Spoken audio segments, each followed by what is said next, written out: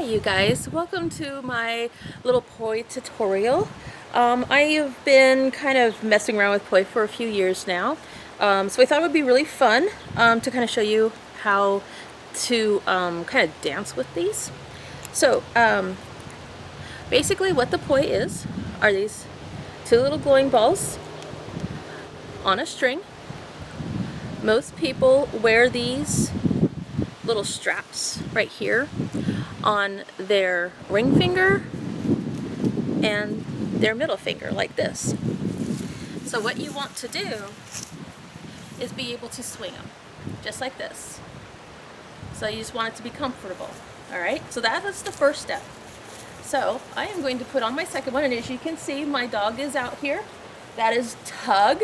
That is tug as in tugging on a rope, because he is a very strong dog and he's stubborn, so he doesn't like sitting in the house when I'm out here. So he might get into the shot every now and again. Okay, so these have LED lights in them.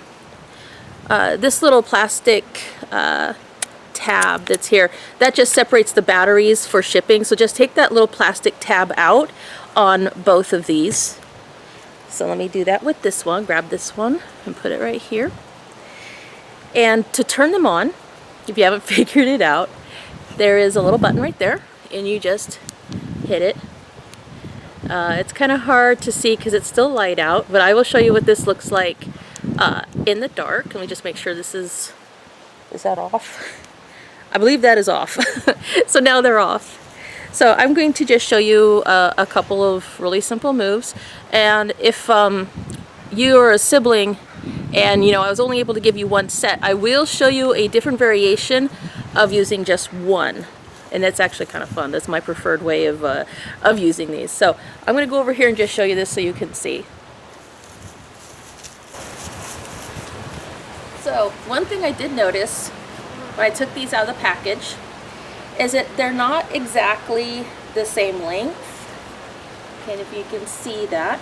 So I'm not going to fix them, but I would recommend that you make these about the same length, because it's going to feel a little wonky as you're moving these around if they're just a little bit different.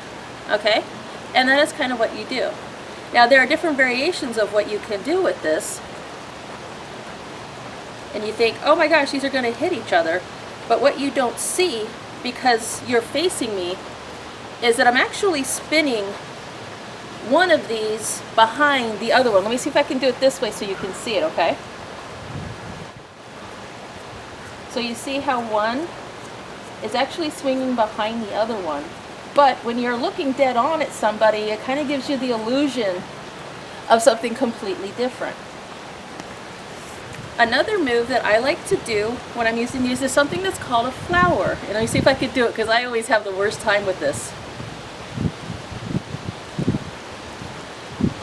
And I think that was the wrong way. The way you do a flower is, if you're spinning your poi in this direction, you want your arm to make a circle in the opposite direction. So if you can see that the poi is kind of moving in that direction, so what I'm going to do is move my arm in a circle in a completely different direction. So if you can see how that works, and then of course I hit myself. These are very soft rubber, so even though you will smack yourself with these every once in a while, they don't hurt. So get used to this. You can swing them in different ways.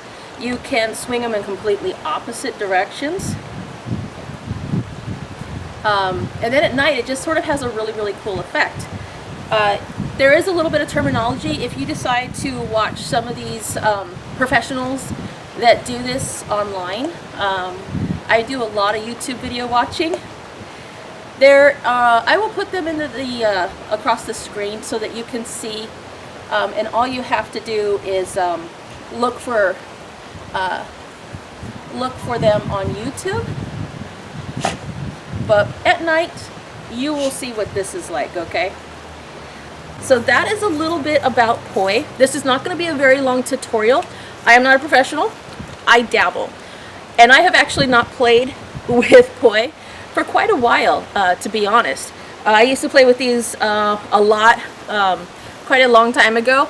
But as things are right now, you know, you need to have a little fun, you need to get out, you need to move. So I hope you guys enjoy the poi, and I will show you what some of this looks like at night. It's about 7 p.m. right now, so I'm going to be out here in a couple hours and I will show you exactly what this looks like at night.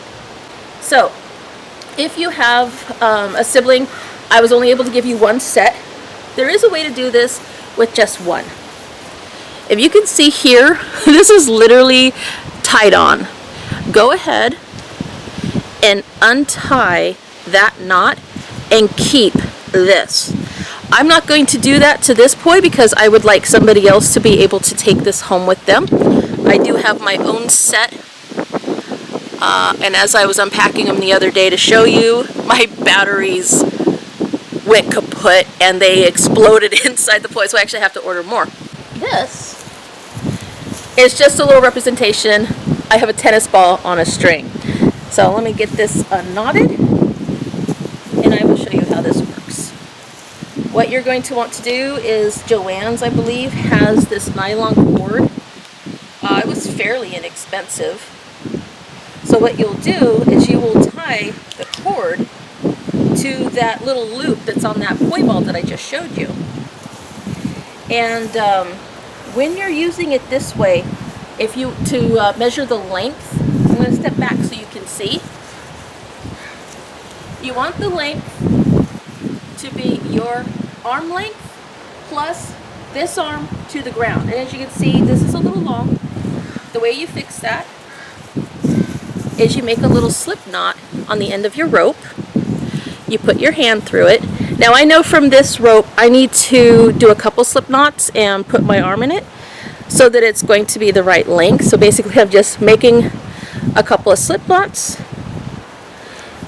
and putting my arm in it. And my puppy's trying to catch the tennis ball. You can't have this. This is mine. So I'll show you this again from back here. You can tell Tug really likes tennis balls, but he can't have this one. So the length is a little long. Let me switch this up a little bit.